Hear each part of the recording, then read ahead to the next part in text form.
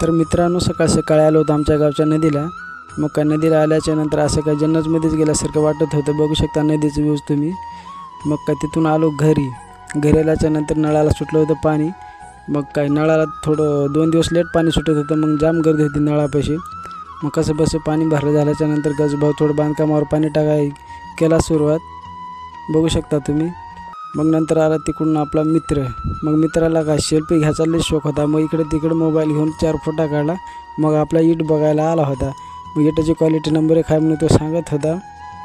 मग का लगेच तिकडून आलं. थोड्या वेळात ट्रॅक्टरची आपल्या कामासाठी रेती कमी पडली होती. मग ट्रॅक्टर गेलं लगेच टाकून गेल्याच्या नंतर थोडी रेती आली होती रोडवर. मग सागर भाऊला आणि गज भाऊला लागलं काम वर टाकायचं. मग एका आजीकडून आणलं होतं शेंगा. मग काय एकट्यासाठी आणलं होतं. मग काय जोगं तिघं आले लगेच खायला शेंगा. मग काय गुन्हानं काय खात नव्हते बघा. शेंगासाठी कसं मारून घेत होते. मग थोड्या वेळ आले लेकरं. मग कसे लेकरं नसतात बघा. आणि कमेंटमध्ये तुम्ही नक्की सांगा की असं तुम्ही लहानपणी कधी केलं आहे का.